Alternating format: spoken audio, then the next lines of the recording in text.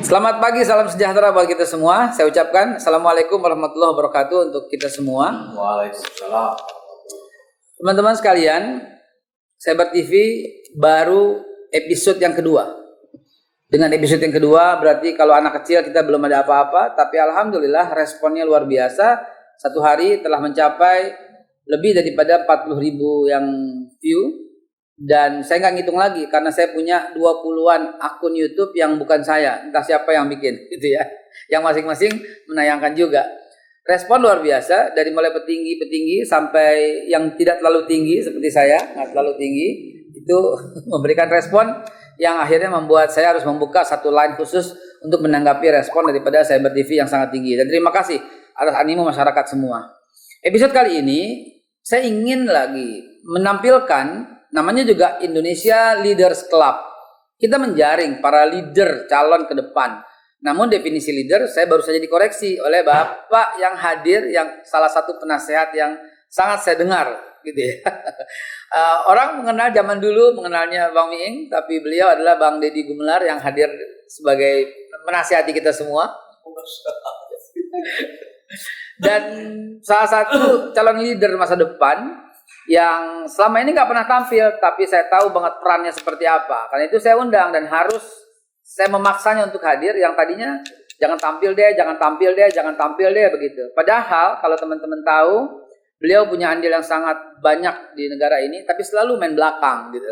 Bukan main belakang, main ya, Bang Farhan Hasan begitu ya. Sekarang aktif di salah satu ketua daripada P3 yang akan dibidadinya, yang akan mungkin mudah-mudahan bersinar pada waktunya. Oh ya teman-teman sekalian, kali ini menyambung apa yang sedang in. Apa itu? Budaya tolong menolong kita sudah mulai hilang, diganti dengan budaya lapor melapor. Sangat miris, sangat menyusahkan semua orang dan sangat memakan energi yang sebenarnya nggak perlu.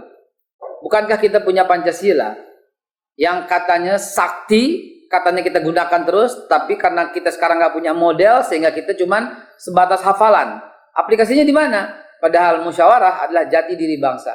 Apa nggak enak kalau kita tabayun dulu? Apa nggak enak kalau kita ketemu dulu, ngobrol dulu, ngopi dulu? Tapi akhirnya ngopinya semua berakhir di pengadilan. Dan akhirnya siapa yang diuntungkan? Dan siapa yang direpotkan? Kali ini kita harus bahas itu. Sekaligus memperbaiki model leader. Dan kita mendengarkan yang sangat banyak hari ini. Dan hadir juga salah satu tokoh yang kita mau dengar nasihatnya, Bang Hidayat Nur Wahid. Tapi saya akan pertama ke Bang Deddy Gumelar, nanti berakhir juga pada beliau. Nah, jadi persiapan nih, berawal pada beliau, berakhir pada beliau. Mohon dengar dong nasihatnya Bang.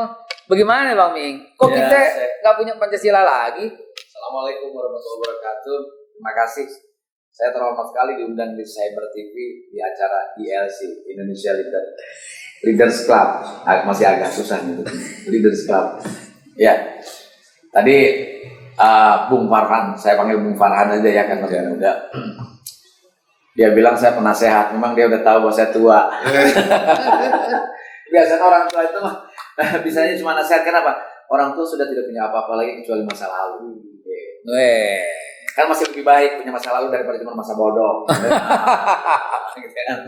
Tapi kondisi saat ini masa lalu sudah lewat, masa bodoh banyak, tapi yang paling masalah adalah Masya Allah, begitu repotnya hidup ini.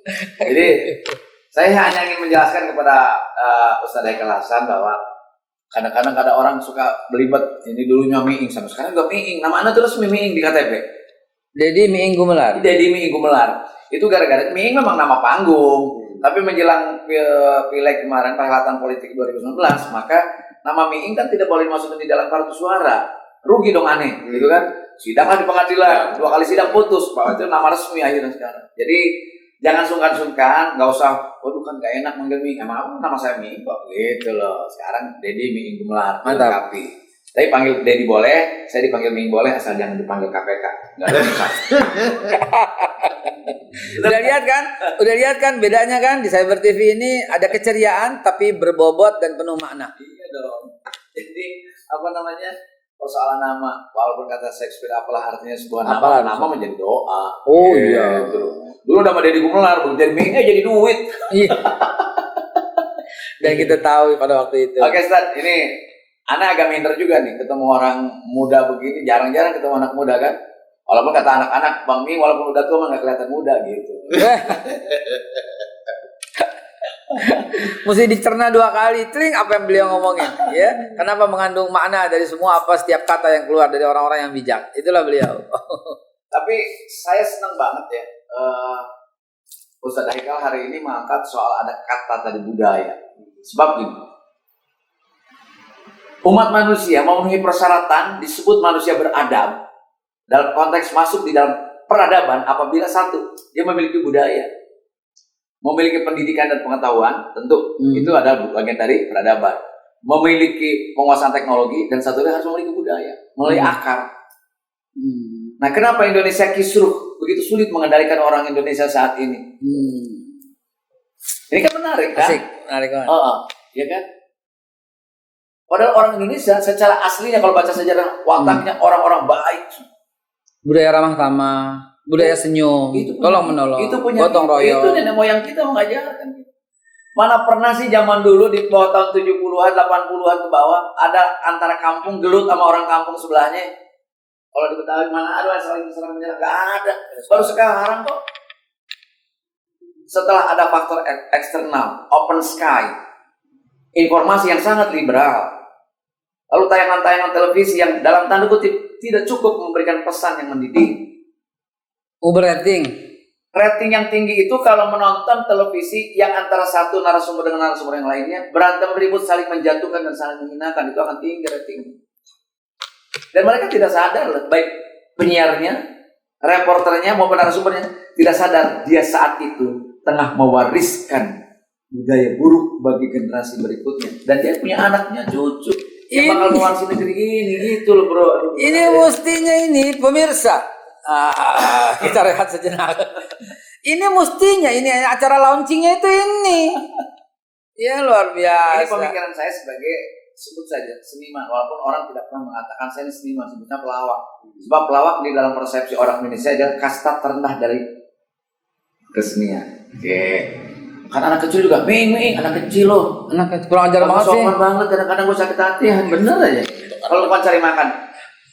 Memang kita juga memahami bukan karena kurang ajar, mungkin karena akrabnya profesi itu dengan masyarakat, kan gitu ya. Sebenarnya Ustaz, mohon izin dikit. Silakan. Kalau masalah pelawak kasta terendah atau enggak, balik lagi. Nggak ada satupun hal di dunia tuh yang semuanya tuh dilihat dari satu point of view aja. Iya. Untuk orang-orang yang memahami betapa susahnya kita berdemokrasi di era Orde Baru, justru kalau saya pribadi itu melihat tuh pelawak itu tuh orang-orang yang paling cerdas di dunia seniman. Karena mereka mampu menyampaikan kritik-kritik dengan jenaka dan lebih mudah dipahami oleh semua rakyat. Cair. Jadi kalau begitu kembali tadi kekisruhan di negeri ini, itu banyak faktor penyebabnya gitu. Jadi banyak faktor. Saya akan bicara dulu di luar terjadinya revolusi digital di abad 21 ini ya, abad 2021 itu. Sebelum itu pun. Nah, ini kan di kita misalnya ketika Pak Jokowi di periode pertama mencanangkan di dalam kalau nggak salah 91 nawacitanya. Nawacita. Saya nggak tahu berapa 91 atau berapa gitu. Tapi dalam salah satu nawacitanya adalah revolusi mental. Dan sekarang tidak populer lagi kan, sepi. Kenapa? Kehilangan formulasi kalau saya lihat. Tidak tahu harus mulai dari mana bicara mental itu. Mental itu kan hanya soal adalah pikiran orang tentang berani atau tidak berani. Mungkin lebih dahsyatnya adalah revolusi akhlak kan sebenarnya. Yang paling mendasar di situ. Mentalnya insya Allah akal beres, kalau akhlak sendiri memang beres gitu. Nah, sebut saja apa yang dipersepsikan tentang revolusi mental adalah memperbaiki konstruksi manusia dari mulai fisik sampai pikirannya. Menurut saya ada dua hal. Di bawah usia dewasa sampai 0 tahun itu namanya politik pendidikan atau sistem pendidikan yang dibenahi. Kedua, penegakan hukum. Cuma dua unsur itu. Kalau ada orang dewasa seumur Bung Farhan naik motor melawan arah merasa tidak bersalah, tidak ada pilihan, nggak perlu nasehatin itu. Hukum yang ditegakkan, entah tilang entah apapun, ada hukumnya kan. Lampu merah tidak berhenti, itu hanya hukum, nggak bisa diajarin. Maka untuk itu, kalau dalam konteks pendidikan agama, kan pendidikan nih, pertama, itu everything begin at home. Segala sesuatu harus berangkat dari rumah, bro. Dan TV itu adalah di rumah. Di rumah adanya. Sosial media itu di rumah. Jadi kalau ada orang ngomong di TV atau di Twitter, dia asal ngomong yang tidak bermuara pada akhlak, pada kalimat-kalimat baik, itu hampir dipastikan. Mungkin pendidikan akademiknya bisa tinggi. Nggak sedikit yang maki-maki orang yang ngomong kasar di Twitter itu adalah sarjana. Tapi hanya menunjukkan bahwa dia pernah sekolah. Bukan pernah belajar. Bukan pernah berpikir dengan baik. Jadi Bang Ming, saya panggil Bang Ming setuju dong undang-undang ITE itu diterapkan demi untuk menertibkan itu? Itu salah satunya mungkin. Itu sistem kekuasaannya untuk mengatur itu. Ya kan? Tapi di luar itu sebetulnya kalau rakyatnya tertib, hukum itu nyaris mungkin tidak berfungsi karena orangnya tertib. Nah, saya sih lebih cenderung memilih bagaimana memperbaiki sistem pendidikan kita. Pendidikan kita hanya dianjurkan untuk orang berkompetisi karena ada ranking 1 sampai 10. Tapi tidak pernah ada ranking untuk anak terbaik akhlaknya, enggak. Tapi matematikanya paling tinggi, biologinya makin tinggi. Penyesatan awal di dalam dunia pendidikan ketika membedakan kasta antara IPA dengan IPS. Itu paling awal. Dia pikir orang IPA itu lebih baik dari IPS. Nggak bisa, dua ilmu itu punya fungsi yang sama. Hanya potensi orang berbeda. Kita yang kena bagiannya dulu, yang seumuran seperti itu, begitu masuk IPS, ya dianggap lebih rendah. Begitu masuk agama, ya nggak diterima di mana-mana. Jadi kalau ada orang anak kecil rajin sholatnya, lalu qiraatnya bagus, oh itu anak soleh, bukan anak cerdas. Itu everybody is anak cerdas. Semua menurut, saya pernah ngobrol sama dokter, teori kedokterannya, semua manusia yang lahir ke bumi itu orang cerdas. Sebab apa? Dari jutaan sperma yang masuk menjadi di telur ibu itu, sekian juta juga yang gagal. Yang jadi itu yang unggul. Nah kita yang unggul, maka jadi manusia. Hanya potensinya berbeda. Saya sekolah teknik jadi pelawak karena bapaknya ingin anaknya jadi insinyur, tapi bapaknya nggak tahu bahwa bakat anaknya bukan di situ, kan gitu. Apapun teman-teman sekalian, apapun, inilah yang dilema daripada Indonesia. Tetapi kita punya calon-calon yang akan memperbaiki ini, dan salah satu calon yang di antara seluruh calon, kan kita akan weekly ya. Nanti kita akan urutkan calon-calon leader. Ya, kali ini salah satunya akan kami tampilkan adalah Bang Farhan Hasan. Ini ngomong-ngomong apa hubungannya Haikal Hasan sama Farhan Hasan? Kagak ada hubungannya, Ji. Cuma namanya aja sama. Ada. Minimal jamaah. Kalau ada jelas ada. Ada.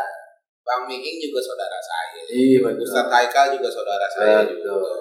Kan kita mau Ustadz kudu pakai ayat innamal mu'minuna ikhwana. Artinya Bang Miing saudara saya, Ustadz Haikal juga saudara saya.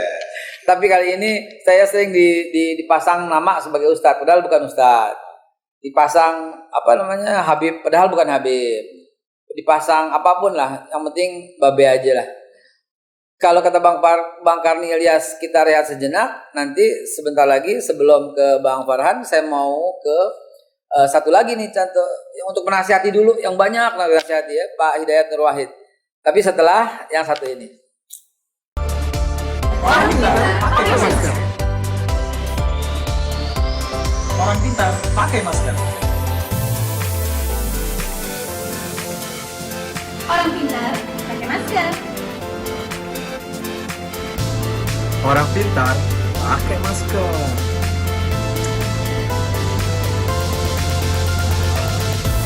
Orang pintar pakai masker ya.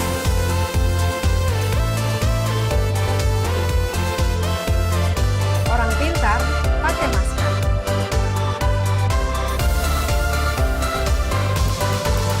Orang pintar pakai masker. Assalamualaikum warahmatullahi wabarakatuh. Pertama, saya harus sampaikan tahniah selamat kepada Ustadz kita, Dr. Haisal Hasan Baras, yang mempunyai channel yang mencerahkan ini. Tapi sesuai dengan pertanyaan tadi, tentu kita semuanya sangat-sangat prihatin. Di era reformasi, di mana bangsa-bangsa semakin maju, di mana harapan kepada demokratisasi semakin meninggi, harusnya kan nilai-nilai luhur bangsa yang ada di dalam Pancasila, dalam Undang-Undang Dasar, yang kemudian disimpulkan menjadi salah satu di antaranya adalah gotong royong. Indonesia yang dibanggakan dan membanggakan diri sebagai negara demokrasi, harusnya memang yang muncul adalah nilai demokrasi itu sendiri dan perilaku demokratisasi, bukan nilai demokrasi di mana berbeda pendapat kemudian artinya dikriminalisasi, bukan menjadi negeri polisi di mana kemudian polisi dijadikan alat untuk dalam tanda kutip mengkriminalisasi yang lain dan atau mengokohkan kepentingan penguasa dan tidak dalam rangka mengayomi rakyat dan menegakkan hukum. Ini amat sangat kita sesalkan, dan inilah sesungguhnya tanggung jawab kita semuanya. Selama kita masih punya Pancasila, kita masih mempunyai Undang-Undang Dasar Negara Republik Indonesia tahun 45, dan kita masih berkomitmen dengan demokrasi, menjaga NKRI, maka sesungguhnya semua pihak mempunyai tanggung jawab dan harus berperan serta, dan penting untuk dikoreksi agar peran sertanya adalah peran serta yang justru mengokohkan semangat hidup demokrasi, dan karenanya berbeda pendapat tidak diartikan sebagai sesuatu yang harus dihabisi dan kemudian difitnah dan kemudian dilaporkan. Polisi pun sebagai petugas negara, alat negara untuk mengayomi rakyat, untuk mengayomi demokrasi, untuk mengayomi pelaksanaan hukum yang betul-betul adil, bukan untuk, nah ini yang kemarin kita apresiasi pada Kapolri yang baru kan, beliau mengatakan bahwa kepolisian tidak boleh menjadi alat negara. Betul, kepolisian tidak boleh menjadi alat negara, alat kekuasaan, tapi apa yang beliau sampaikan tentang prinsip presisi itu betul sekali. Kepolisian betul-betul harus betul-betul mengayomi, humanis, dan kemudian betul-betul menjadikan kepolisian itu adalah alat untuk kepentingan penegakan hukum dan bukan untuk melestarikan prinsip tentang hukum yang hanya tajam ke bawah tapi tumpul ke atas. Kan beliau berkomitmen bahwa ke depan tidak ada lagi sikap semacam itu. Nah, sikap-sikap semacam inilah yang ditagih untuk bisa dilaksanakan. Kalau kita masih bicara tentang pemilihan umum berarti pembicaraan tentang demokrasi. Ayo dong laksanakan demokrasi. Kalau masih bicara tentang pilkada berarti bicara tentang demokrasi. Ayo dong laksanakan demokrasi. Kalau kita masih bicara tentang NKRI berarti ayo dong kokoh kuatkan semangat bersatu, berukhuwah, berbeda pendapat. Dulu para ulama kita memberikan sebuah teladan yang luar biasa. Mereka menyampaikan, Imam Syafi'i misalnya menyampaikan bahwa saya justru berharap kalau saya berdebat dengan seseorang itu, saya berharap justru dari dialah kebenaran akan muncul. Dan beliau juga yang mengatakan bahwa pendapat saya adalah pendapat yang mungkin salah, tapi mungkin juga benar. Pendapat teman saya, teman berdialog saya mungkin benar, tapi mungkin juga salah. Bahkan kepada muridnya beliau pernah menyampaikan ketika terjadi perbedaan pendapat antara beliau dengan muridnya Al-Muzani misalnya, beliau menyampaikan, wahai Muzani, masa sih hanya gara-gara satu masalah dan kita berbeda, kemudian kita meruntuhkan bangunan persaudaraan yang sudah kita bangun sekian belas tahun, sekian puluh tahun.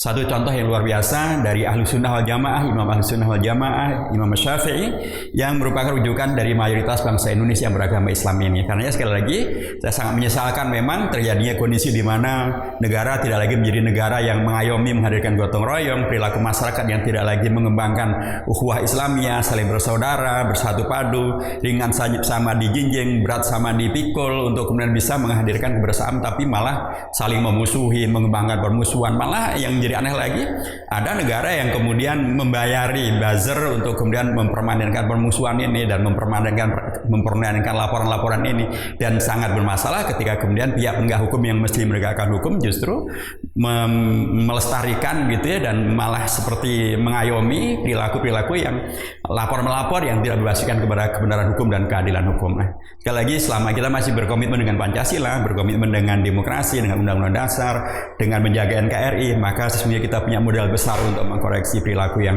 main lapor, main mengadu domba, dan penegakan hukum yang betul-betul harus adil dan harus membawa kepada kebaikan bagi semuanya.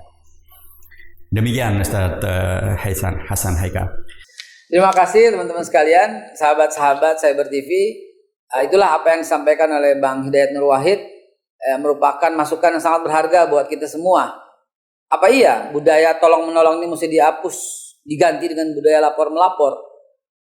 Diam-diam Bang Farhan Hasan ini juga punya tim lawyer, dan tim lawyernya juga ngurusin urusan lapor melapor. Dari kacamata beliau kita kudu minta wawasan gitu ya, apa sih sebenarnya yang terjadi saat ini di negara ini. sekacau itukah? Secara global perbaikan tadi usulan yang sangat brilian kalau dijabarkan dengan detail luar biasa apa yang disampaikan oleh Bang Miing. Namun maaf dan juga oleh Pak Hidayat Nur Wahid. Namun sekarang kita tanya salah satu leader masa depan, Bang Farhan. Apa pertanyaannya, Ustaz? Gimana ngelihat keadaan seperti ini? Apa mesti dilanjutin? Apa kita semua mesti musuhan? Apa berbeda itu mesti musuhan? Bukankah berbeda itu wajar? Yang musuhan yang nggak boleh. Kenapa salah dikit main lapor lagi? Salah dikit main lapor. Lalu bagaimana dengan ke depan? Apalagi unsur-unsur laporannya itu mengandung unsur politik dengan tidak bisa melupakan masa lalu dan juga untuk persiapan siapa yang harus dijatuhkan di 2004 ke depan. Jadi yang pertama Ustadz mungkin kembali ke Pancasilanya tadi. Ini boleh jadi termasuk saya sendiri kadang-kadang itu lupa terhadap filosofi dasar dari Bhinneka Tunggal Ika. Bhinneka Tunggal Ika sendiri bermakna diantaranya adalah berbeda-beda tapi tetap satu. Tapi nyatanya masyarakat Indonesia hari ini telah terjadi polarisasi yang justru sangat menolak asas dasarnya dari Bhinneka Tunggal Ika itu sendiri. Itu justru itulah yang menjadi hal yang dibesar-besarkan terus-menerus. Akhirnya saat ada yang berbeda kelompok atau berbeda pandangan pun seolah-olah saya Pancasilais, Anda tidak. Anda NKRI, saya tidak. Saya berhak ada di bumi Indonesia, Anda harus kenyah dari bumi Indonesia. Anda intoleran, saya intoleran. Gitu. Jadi orang-orang yang berteriak saya Pancasilais pun seharusnya itu memahami dulu filosofi dasar dari Pancasila. Karena sejatinya founding fathers kita dalam menyusun Pancasila itu saya jamin mungkin dibandingkan orang-orang yang berteriak saya Pancasilais itu lebih dari 99% dari orang yang berteriak Pancasilais itu pemahaman terhadap Pancasilanya jauh lebih rendah daripada founding fathers kita. Apa itu yang mendasari pemirsa? Sekaligus saya kenalkan juga Bang Farhan ini juga ketua dari SKPI, Serikat Kebangkitan Pemuda Islam. Ini Indonesia juga belakangannya ya. Jadi karena di Indonesia. Jadi ini juga mendidik gitu loh, karena saya juga termasuk berada di dalamnya, sering dimintai untuk pembinaan dan ini akan ada di seluruh Indonesia, Bang. Insya Allah berjalan. Itu juga ada bagian daripada mendidik. Oh tentunya. SKPI-nya. Tentunya. Akan ada di seluruh provinsi. Insya Allah sampai kabupaten kota, insya Allah kedepannya sampai kecamatan. Yang paling penting buat kita juga sebagai umat Islam itu supaya menyadari itu tidak terlalu sibuk dengan atribut. Bukannya saya menyalahkan atribut-atribut ya Ustaz. Atribut keagamaan itu yang tentunya sudah dinyatakan sebagai wajib oleh Imam Syafi'i atau sebagai sunnah oleh ulama-ulama besar pendahulu kita lainnya, itu adalah hal yang baik. Tapi yang kehilangan ini pemuda-pemuda Islam kita ini untuk sadar bahwa menunjukkan akhlakul karimah supaya kita bisa menunjukkan Islam sebagai rahmatan lil alamin. Caranya bagaimana? Yaitu mari kita beraplikasi di masyarakat. Itu dia. Menunjukkan bahwa kita itu bisa bermanfaat langsung di masyarakat. Makanya di SKPI kita ada tim reaksi bencana, mulai dari gempa di Lombok, gempa di Palu Donggala, gempa di Anyer Banten, dan bencana-bencana alam lainnya kita juga terus berpartisipasi. Kemudian kita ada LBH juga untuk memberikan bantuan-bantuan hukum yang pro bono tentunya bagi masyarakat-masyarakat yang membutuhkan. Gimana kasus soal melapor yang sekarang ini semakin marak ini? Ya, sesuai nggak sih dengan budaya kita? Apa kita mau pindahin semua? Tolong menolong hilang, ramah tamah hilang, senyum hilang? Sesuatunya berproses, Ustaz. Mungkin boleh jadi karena adanya rasa ketidakadilan yang dirasakan oleh sebagian kelompok atau sebagian masyarakat kita, maka perlu adanya penegakan hukum yang membuat rakyat itu merasa keadilan hadir di masyarakat. Maksudnya kalau adil maka ini nggak terjadi lapor melapor itu. Insya Allah enggak. Saya rasa pemahaman ini akan kita sebarkan perlahan-lahan betapa indahnya perdamaian, saling memaafkan juga di agama Nasrani, bahkan diajarkan pipi kiri kasih pipi kanan atau sebaliknya. Dalam umat Islam pun pipi kanan boleh balas pipi kiri, itu boleh, tapi yang lebih baik adalah memaafkan. Semoga ajaran-ajaran kebaikan di semua agama ini bisa kita sebarkan menjadi virus-virus di masyarakat. Pemirsa, yang Ustadz itu beliau, bukan saya. Iya nggak? Yang Ustadz itu beliau, bukan saya. Pantas lah kalau ketua P3. Itu dia partai yang harusnya katanya kembali ke rumah besar, begitu kan? Kembali ke rumah besar. Itulah teman-teman sekalian. Dan kita masih ada narasumber, salah seorang pemuda yang sudah siap akan melanjutkan via Zoom juga, yang tadinya confirm untuk datang namun kurang sehat, tapi akan tetap bicara juga. Saya harus sampaikan akan via Zoom ya. Bang Taufikur Rahman segera menyusul. Bang Taufikur Rahman. Assalamualaikum warahmatullahi wabarakatuh. Terima kasih Ustadz Haikal atas pertanyaannya. Saya akan coba jawab terkait budaya lapor melapor yang sangat tidak sehat dalam iklim demokrasi sekarang ini ya, apalagi ada dalam undang-undang ITE. Semua bisa dikenakan pasal-pasal yang sebenarnya tidak seharusnya diterapkan untuk adanya perbedaan pendapat di dalam negara demokrasi. Saya kebetulan orang Demokrat, saya tahu persis pada saat undang-undang ITE ini dibentuk, sedianya dilahirkan untuk melindungi masyarakat Indonesia dari kejahatan digital dan pencurian data di internet, utamanya di dalam transaksi keuangan. Sayangnya, implementasi undang-undang ini banyak mengalami pergeseran fungsi. Justru hari ini undang-undang ITE menjadi momok yang menakutkan, terutama bagi mereka yang berkaitan dengan kebebasan berpendapat di internet. Menurut saya hal ini harus diluruskan. Bagaimana caranya? Ya, kita perlu pemimpin yang benar-benar berjiwa demokratis dan menjaga sehatnya iklim demokrasi.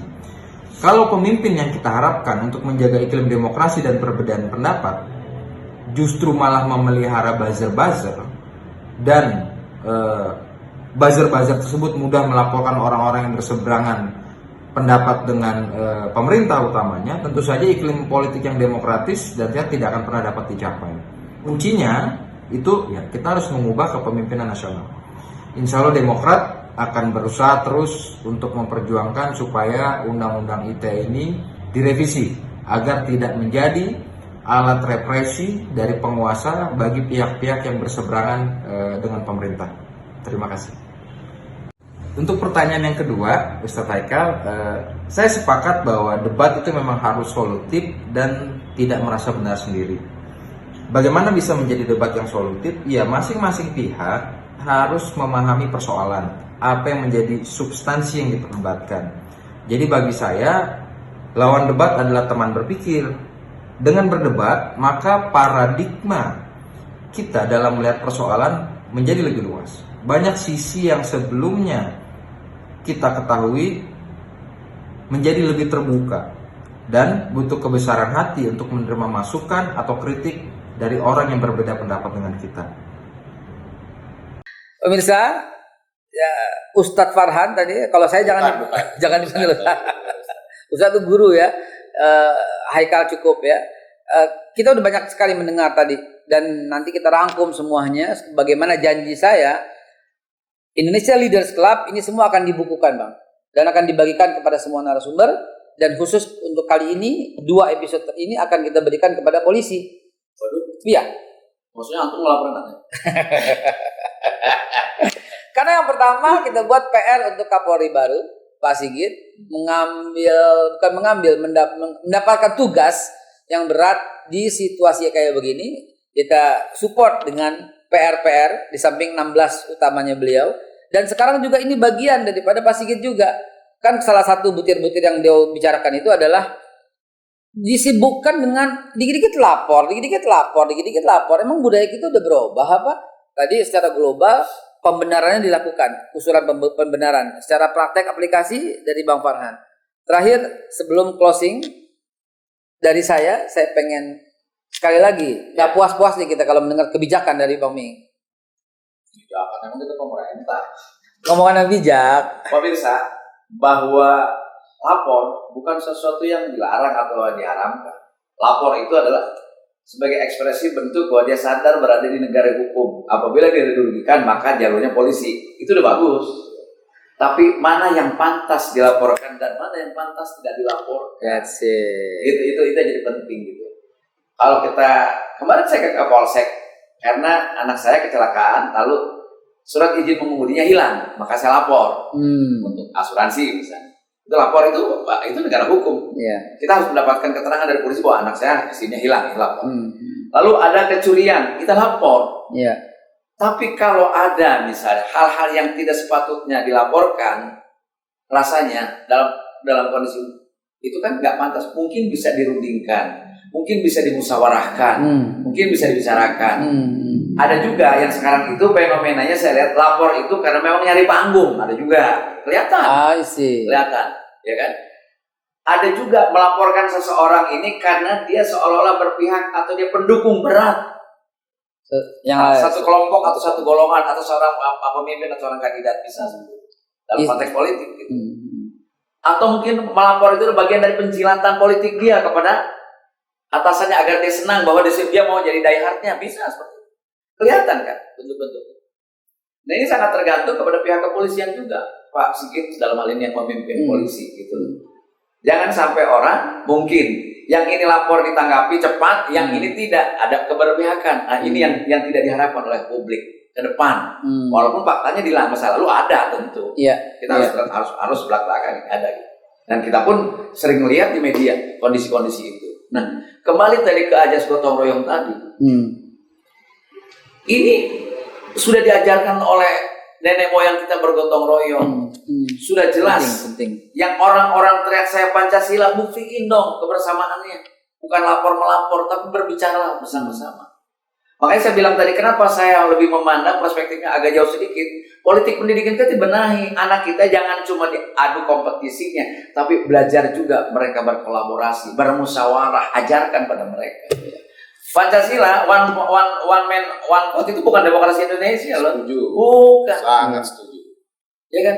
DPR punya hajat besar loh sebagai pembuat undang-undang loh. Bagaimana mereka dan MPR merubah amandemen sampai 4 kali. Iya. Dan undang-undang dasar aslinya. Ya kan? Setuju. Selalu kompetisi, bahwa yang menang adalah kompetisi di demokrasi kita. Itu hanya mencari pemenang yang terbanyak. Bukan yang untuk terbaik. bisa mendapatkan terbanyak bisa dengan cara yang lain. Entah cara menyuap, entah cara dengan intimidasi, banyak terjadi. Tapi apa? Sebetulnya kalau mencari pemimpin kan tujuannya mencari yang terbaik. Harusnya mencari yang terbaik. Bukan yang terbanyak. Saat ini makanya kalau yang zaman terbanyak. dulu ada musyawarah dan mufakat gitu loh. Rakyatan yang dipimpin oleh hikmat bijaksana dalam permusyawaratan perwakilan. Kalau bupati dipilih oleh DPRD bukan berarti tidak demokratis loh. Anggota DPR itu setengah mati loh duduk di situ, dipilih rakyat ratusan ribu orang. Di mana letak tidak demokrasinya? Tapi kan politik sekarang undang-undangnya bahwa yang disebut dengan demokrasi adalah one man one vote, orang datang biar langsung ke sana. Emang waktu milih DPR atau DPR RI atau DPRD emang tidak langsung dia.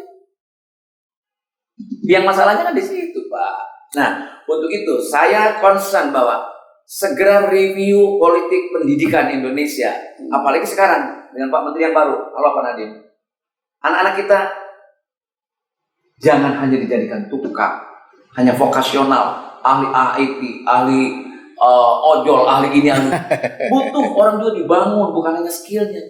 Tapi apa? Dia memiliki soft skill yang dibutuhkan. Jadi bukan hanya kognitif yang dibangun, kecerdasan akademik, tapi afektif, psikomotorik perlu. Makanya saya bilang, kalau mau konsen politik pendidikan kita, ada 2 instrumen yang bisa membangun otak bangsa Indonesia. Apa itu? Yang dianggap sederhana sekarang. Kesenian sama olahraga. Kalau agama puncaknya akhlak. Kalau seni dan olahraga itu pembentuk watak di dalam kebudayaan. Di olahraga, lihat, Olympian spirit. Ada namanya sportivity. Dalam agama ada namanya kejujuran. Sidik. Jangan bermimpi rakyat sejahtera kalau pemimpinnya tidak asidik. Tidak benar. Tidak jujur. Tidak jujur. Itu olahraga loh. Kesenian. Loh, sebentar. Olahraga tuh. Lalu apa? Ada kooperatif kebersamaan. Kerjasama. Kalau zaman dulu mungkin nggak ada Taufik Hidayat, juara Olimpiade di Yunani kalau tanpa ada Mulyo pelatihnya. Iya. Tidak ada Louis Suking dan Dwi Hartono kalau tidak ada Tahir Zidane. Iya, Benar? iya, pelatih zaman dulu. Itu olahraga loh. Baru kompetisi. Tidak ada ukuran kalau tanpa kompetisi. Di kesenian, boleh anak kita belajar karate, tapi ajarkan juga dia tari menari atau baca puisi, bikin puisi, atau mungkin juga belajar biola dan piano klasik untuk menghaluskan budi anak. Ini siapa ya yang membuat bangsa kita seperti ini? Apakah ada arsitek atau ternyata kita terseret dalam budaya modern dan kita nggak bisa saring? Ada dua. Pertama faktor internal. Kalau Mahatma Gandhi bilang waktu India dijajah Inggris, bukan karena Inggris hebat dan kuat, karena kalian yang memberikannya. Iya. Jangan salahkan orang Tiongkok pada kerja kasar di sini, lalu orang sini nganggur karena kita membuka buat mereka. Kita Indonesia maksudnya. Oh, kita nggak buka ya? Enggak, kita ini saya gunakan sebagai kata Iya, pengganti iya. untuk Indonesia. Betul nggak? Betul. Itu loh. Kan jadi lebar. Nah, kalau sekarang ini perspektifnya kita budaya, maka bicara satunya unsur kebudayaan adalah bagaimana pendidikan. Makanya Kementerian Pendidikan dan Kebudayaan itu udah salah kaprah, harus Menteri Kebudayaan dan Pendidikan. Pendidikan is part of the culture itu loh. Pendidikan bagian daripada budaya. Loh iya, apa? Yes. Dan budaya jangan dianggap hanya kesenian. Ini yang salah dipersepsikan. Allah Pak, coba saya pernah di Komisi 10. Kalau anggaran untuk kebudayaan itu kecil, kenapa? Karena dianggapnya kerupuk dalam main course. Main course ada ikan, ada nasi, tanpa kerupuk bisa makan kan? Nah ini kesenian dianggapnya. Dan budaya dianggapnya kerupuk. Salah. Harusnya basis pendidikan kita adalah kebudayaan. Kebudayaan is not kesenian. Tapi apa? Paradigma, cara pandang, sistem nilai, itu kebudayaan. Kalau 7 unsur kebudayaan, pikirannya kuncara ningrat, kesenian unsur yang ketujuh sebagai instrumen. Masa itu paradigm itu. Iya dong. Nah kalau itu dipahami, maka Pancasila akan diajawantahkan, akan diaplikasikan yang Bung Farhan bilang tadi. Jangan menjadi hafalan atau slogan, bahkan media politik. Gitu loh. Nah, teman-teman sekalian, ini terlalu banyak hikmah yang akan kita kembangkan nanti setelah acara ini. Karena ungkapan-ungkapan dari Bang Ming ini harus kita diskusikan dan kita jadikan satu masukan. Ini outputnya. Jadi Cyber TV sekali lagi kami tekankan, outputnya adalah sebuah buku, ide-ide brilian dari para leader-leader, dan saya dalam hal ini yang sudah melewati usia 50, Bang Ming yang sudah melewati usia 60 adalah korban-korban tapi masih bisa menikmati indahnya masa lalu. Bang Farhan yang usianya belum 40, ini salah satu korban yang hanya mendapatkan peralihan. Ya, kita kan zaman dulu kan beda kan ya. Bagaimana dengan anak-anak kita yang betul-betul korban total, yang dia menganggap kesenian itu nothing, budaya itu nothing, bahkan sekarang udah menjurus kepada agama itu nothing. Itulah yang mesti kita beresin. Dan kalau mau menghancurkan satu bangsa, cuma satu, putuskan dia dengan sejarahnya. Kayaknya jangan bilang tuh. Iya. Harus diputar tuh, harus diputar. Sejarahnya. Dan satu hal tadi, faktor internal tadi yang saya bilang tadi. Faktor internal adalah politik pendidikan. Lalu kedua, penegakan hukum. Faktor eksternal, revolusi budaya tidak bisa, revolusi digital tidak bisa dibentuk. Ini sebuah keniscayaan. Sudah hadir. Ini menghancurkan semua tatanan teknologi sebelumnya. Ya. Gitu. Anak-anak kita termasuk dalam. Dan kita harus isi itu semua. Cyber TV juga akan masuk ke dalam rumah Anda melalui digital yang sedang kita kembangkan sama-sama. Bang Farhan, terima kasih sekali kehadirannya. Salah satu calon leader di masa depan. Dan Bang Ming, salah satu yang meng-create leader kita. Orang tua. Ngomong doang. Tapi saya pesan buat dia. Dia kan maunya di belakang layar terus. Iya. Belakang layar itu tembok, nggak kelihatan. Oh ya, ini adalah penampilan beliau ini yang akan kita tayangkan terus, adalah salah satu cara bahwa beliau udah nggak boleh lagi di belakang layar, harus di depan layar. Dan kalau bisa yang tampil di depan layar itu adalah orang-orang pemuda-pemuda calon pemimpin. Yang pemimpin memang yang berakhlak lah. Yang berakhlak, yang nggak berakhlak. Orang kita bilang takut sama Allah. Aji. Nanti kita setting lagi di nanti kita setting lagi di budaya Betawi depan sebelum akhir. Saya Haikal Hasan. Kita ketemu lagi hari Selasa yang akan datang. Assalamualaikum. Salam sejahtera dan jangan lupa salam sehat. Udah kacau ini COVID-19 ya. Ingat 3M, selalu memakai masker, kita semua pakai ya. Kita lagi syuting. Menjaga jarak, kita jauhi jaraknya dan selalu kita mencuci tangan. Thank you, salam sejahtera, salam sehat sekali lagi. Assalamualaikum warahmatullahi wabarakatuh. Teman-teman sekalian, Jatuh bangunnya sebuah bangsa tergantung dari bangsa itu. Dan ketika persatuan, kesatuan dan kepedulian itu mulai pudar, maka bangsa itu hanyalah tinggal sebuah nama, dan gambar di peta itu hanyalah sebuah untayan yang tak berarti. Muhammad Hatta, Bapak Proklamator Indonesia. Kita ketemu lagi Selasa depan.